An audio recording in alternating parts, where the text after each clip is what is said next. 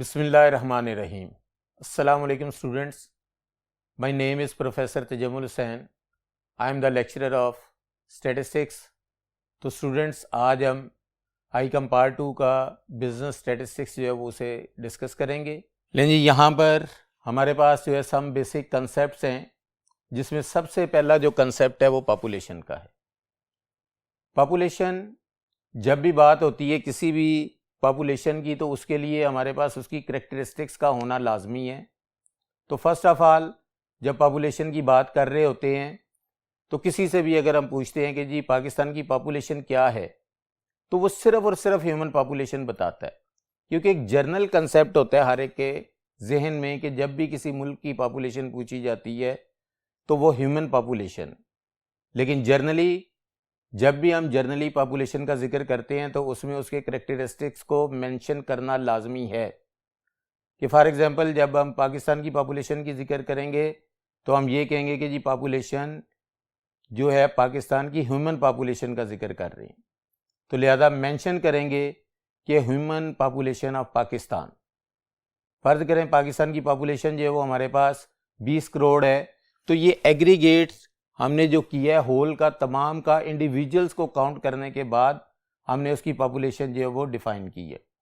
उसके बाद नंबर 2 है हमारे पास सैंपल।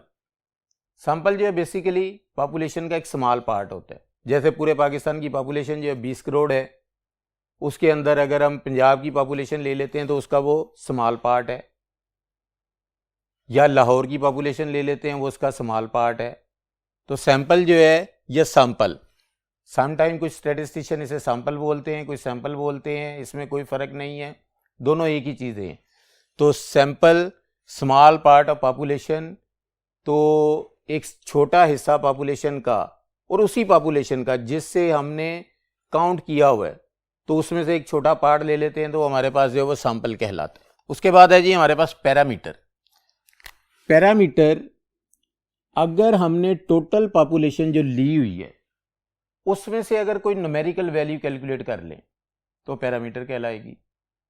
अब न्यूमेरिकल वैल्यू वो आगे हम डिस्कस करेंगे, लेकिन जो है ना एक जर्नली समझ लें, जो आप लोगों ने प्रीवियस भी देखा होगा कि पैरामीटर जो है अगर किसी चीज़ का मीन कैलकुलेट कर लेते हैं, अगर हम टोटल पॉपुलेशन का मीन कैलकुलेट कर ले तो उसे हम पैरामीटर कहेंगे। नंबर 3 है स्टैटिस्टिक्स। स्टैटिस्टिक्स, अगर हम सैंपल जो है हमने लिया था पॉपुलेशन का, अगर उसकी हम जो है कोई कैलकुलेटेड वैल्यू निकाल लें, मीन निकाल लें या कोई भी स्टैंडर्ड डेविएशन, मीडियन जो भी कैलकुलेट कर लें, तो वो कैलकुलेशन फ्रॉम सैंपल जो है वो स्टैटिस्टिक कहलाती। ठीक है जी स्टूडेंट्स।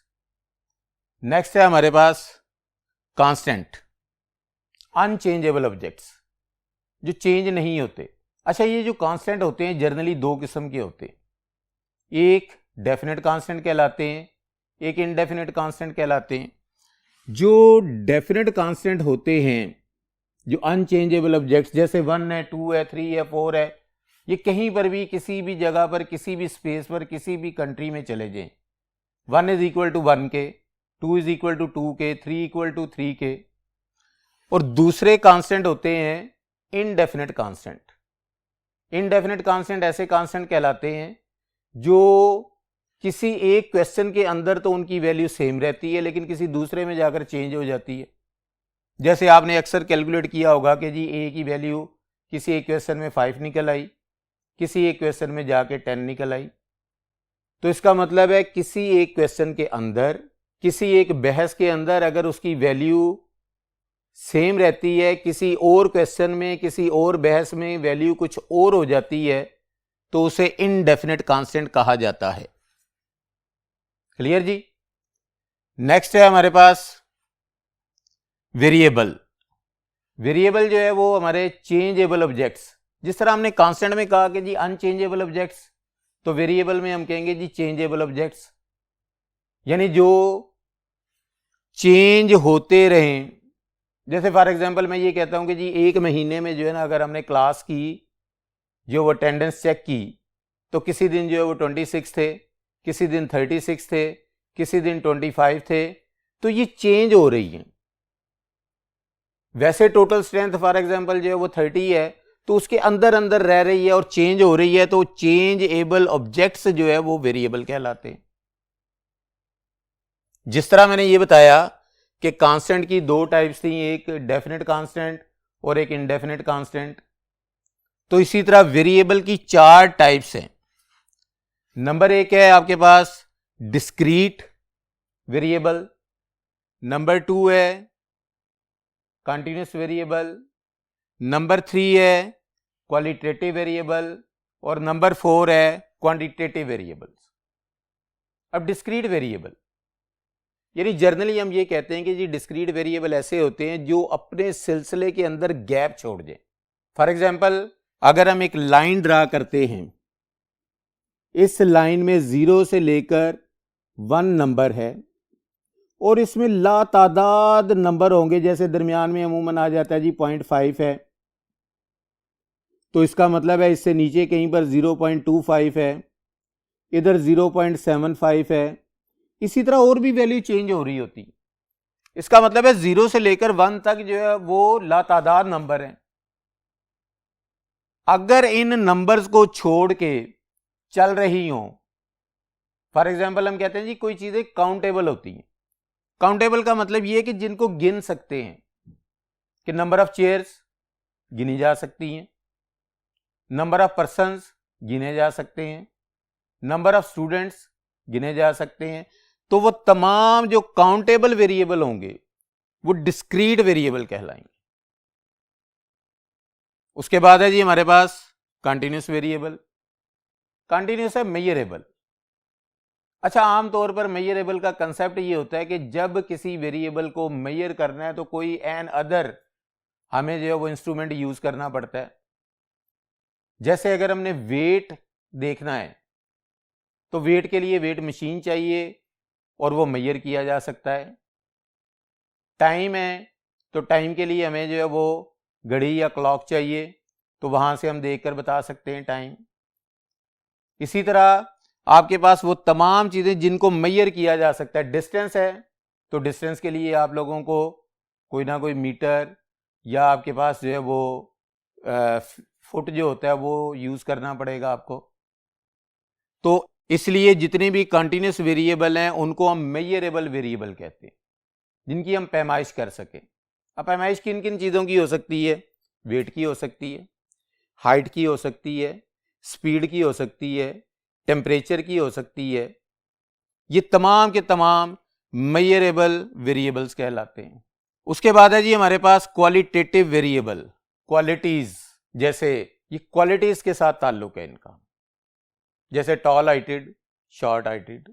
इसी तरह कलर आइज, इसी तरह colour of hair, taste of ice cream.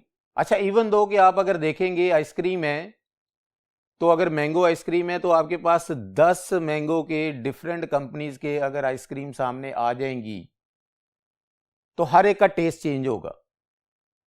वो थोड़ा बहुत आपको फील हो रहा होगा कि ये मैंगो ही है, अच्छा कुछ ना कुछ आपको चेंज फील होगी। तो that is called qualitative variables. जितनी भी क्वालिटेटिव वेरिएबल्स होते हैं वो एट्रीब्यूट्स कहलाते हैं। जैसे कोई सिंगर बहुत अच्छा गाना गाता है, अच्छा वही गाना अगर किसी दूसरे सिंगर को, या आपने देखा होगा कि कंटेस्ट होता है उसमें 3 जजेस बैठे हुए हैं और जो है वो उसके पार्टिसिपेंट जो है वो आते हैं, एक ही गाना वो गा रहे होते हैं और जजेस जो है वो डिफाइन कर लेते हैं कि उन 10 में से फर्स्ट पर कौन है, सेकंड पर कौन है, थर्ड पर कौन है। हालांकि उनकी प्रैक्टिस भी पूरी होती है, सब कुछ पूरा होता है, लेकिन कोई ना कोई ऐसी चीज उनको डिफरेंशिएट कर रही होती है जो हम डायरेक्टली कैलकुलेट नहीं कर सकते। तो लिहाजा ऐसी चीजें जिनको हम डायरेक्टली कैलकुलेट नहीं कर सकते वो एट्रीब्यूट्स आ जाते हैं। उसके बाद है जी क्वांटिटेटिव वेरिएबल। जब क्वांटिटी का कंसेप्ट है कि मिकदार में आपके पास कोई वेरिएबल मौजूद हो, इंडिविजुअल टू इंडिविजुअल जो है वो चेंज हो रहा है, तो वो क्वांटिटेटिव वेरिएबल कहलाएगा। तो स्टूडेंट्स, ये तमाम के तमाम जो कंसेप्ट्स हैं ये हमें स्टैटिस्टिक्स में बहुत ज़्यादा हेल्पफुल हैं। इनको आपने किसी भी सूरत हाल में जहन से ओमिट नहीं करना, इसे एज इट इज़ ही अपने जहन में बिठा लेना है जैसे आप लोगों का अपना नाम है। तो इसके बाद हम जो है स्टैटिस्टिक्स की तरफ मूव करते हैं। तो उसके लिए हम जो है बोर्ड 2 की तरफ चलेंगे।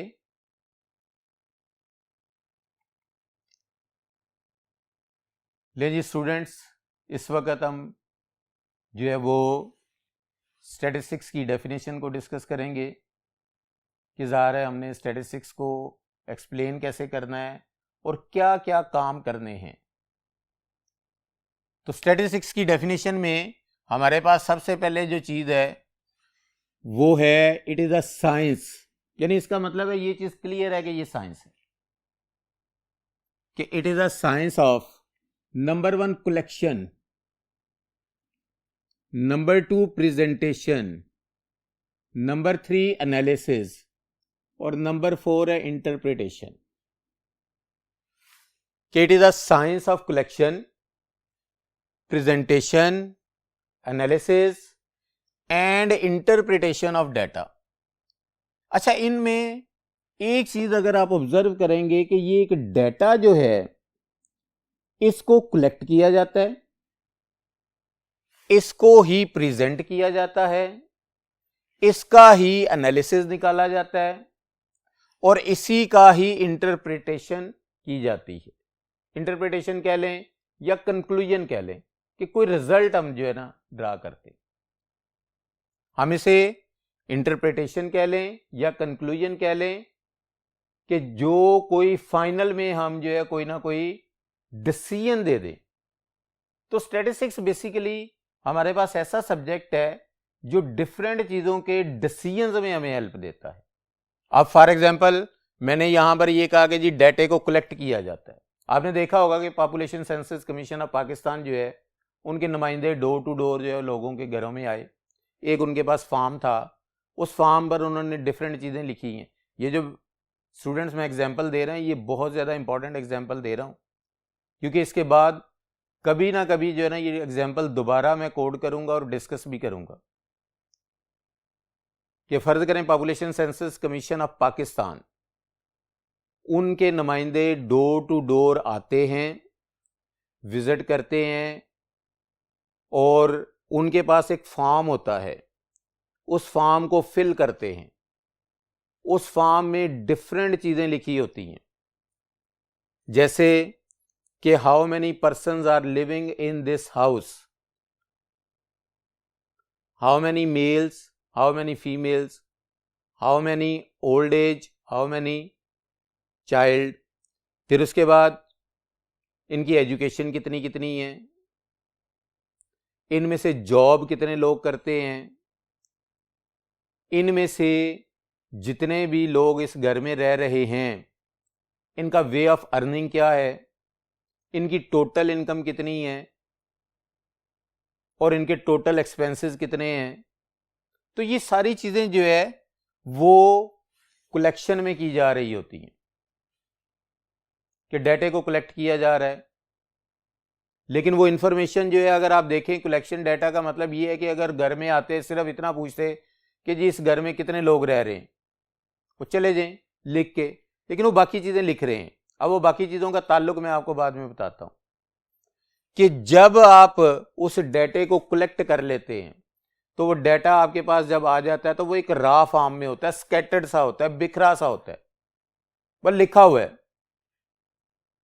तो आप क्या करते हैं कि आप उसको इजी टू अंडरस्टैंड बनाते हैं।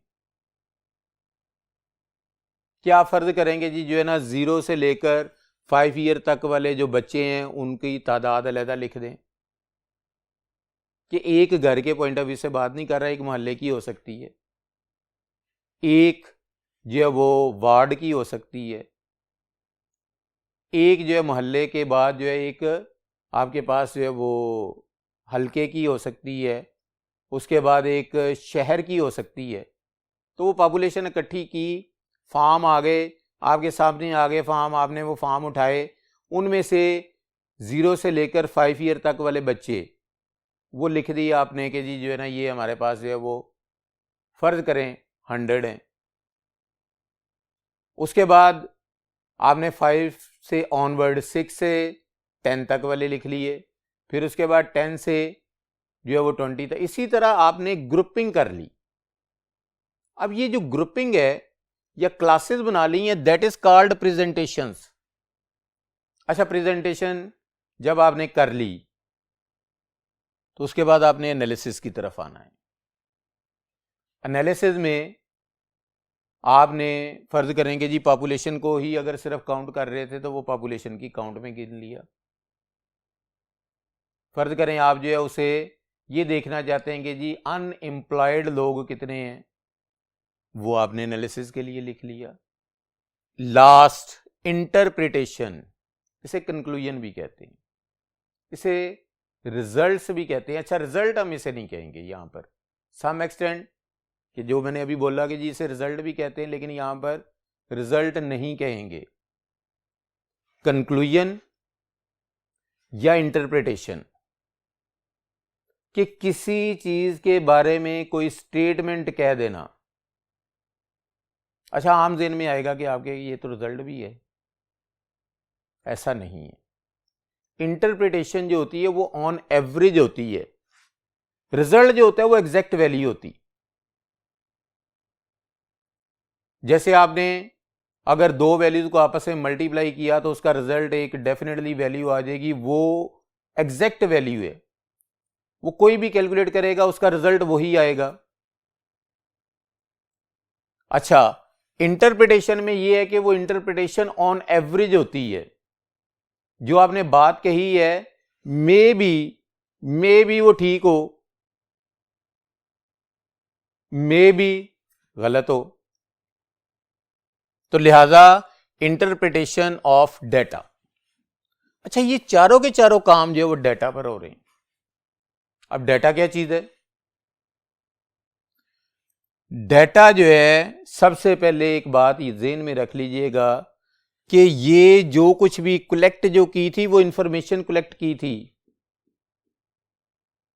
सबसे पहले ये कि जो कलेक्ट की थी वो इंफॉर्मेशन कलेक्ट की थी और इंफॉर्मेशन को ही प्रेजेंट्स किया था और इंफॉर्मेशन का ही एनालिसिस किया था और इंफॉर्मेशन के ही हमने इंटरप्रिटेशन दी थी। तो इसका मतलब है डेटा क्या चीज है? It's self data, any information related to any field of study. Data क्या चीज है? Any information related to any field of study is called data. तो हमारे पास डेटा दो किस्म का हो सकता है, एक नॉन न्यूमेरिकल है, एक न्यूमेरिकल है। नॉन न्यूमेरिकल मतलब वो जाता है, वो आता है, वो खाता है, वो पीता है, ये नॉन न्यूमेरिकल है। रोजाना सूरज तलू होता है, नॉन न्यूमेरिकल है। लेकिन अगर हम इसमें न्यूमेरिकल फिगर इन्वॉल्व कर दें कि रोजाना सूरज सुबह 6:05 पे तलू होता है, तो इसका मतलब एक न्यूमेरिकल जो टाइम के लिहाज से वो शामिल हो गया, that is called numerical data. वो रोजाना सुबह 7 बजे स्कूल जाता है, न्यूमेरिकल इन्वॉल्व हो गया, तो इसका मतलब है वो न्यूमेरिकल डाटा।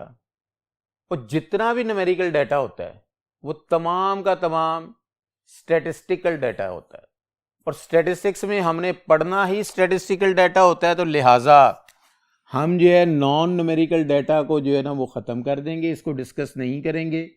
सिर्फ और सिर्फ न्यूमेरिकल डाटा जिसको स्टैटिस्टिकल डाटा भी कहते हैं।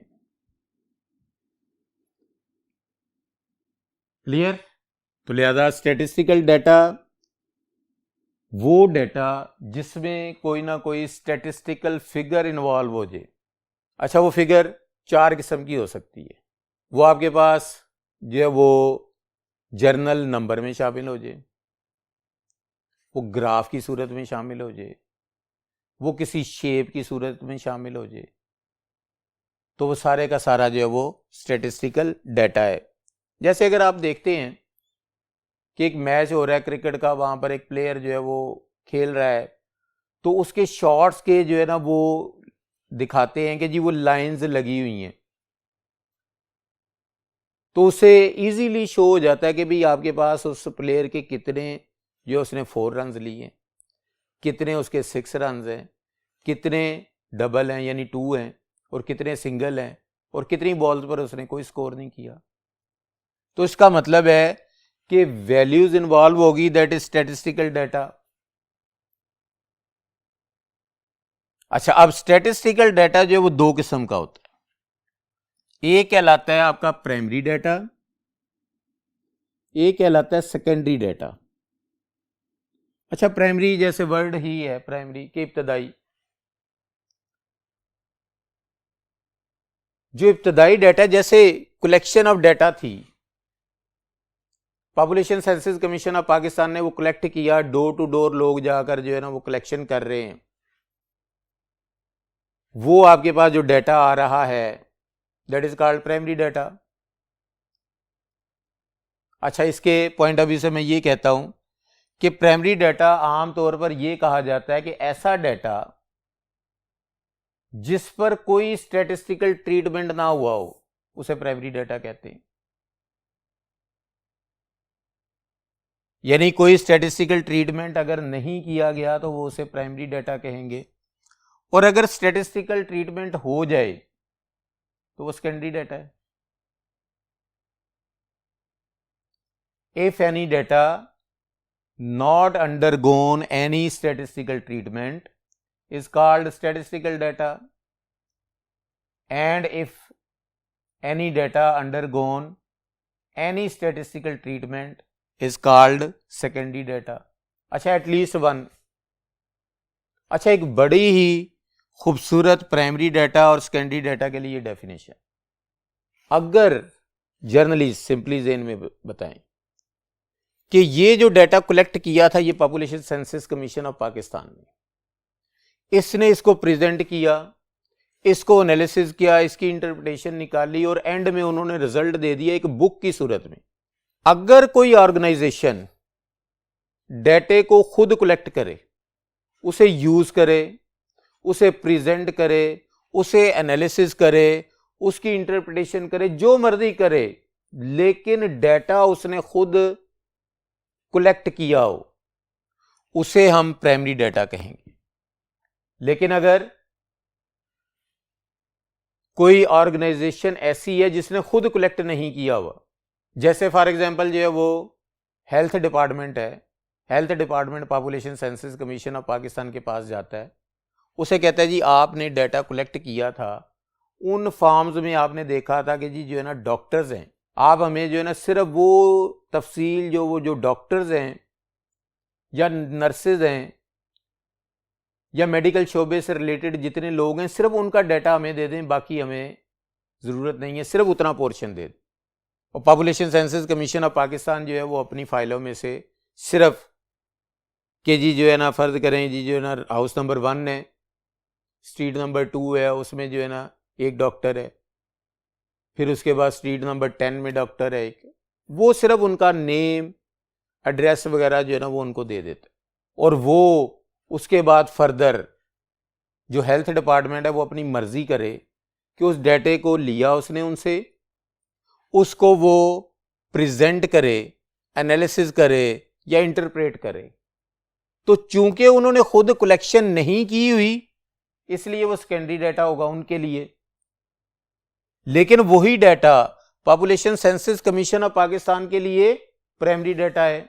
लिहाजा डिपार्टमेंट ऑफ हेल्थ जिन्होंने डाटा वो खुद कलेक्ट नहीं किया, उन्होंने population census commission of Pakistan से डाटा लिया, उसे वो प्रेजेंट करे, उसे एनालिसिस करे या उसे इंटरप्रेट करे, उसके लिए वो प्राइमरी डाटा है।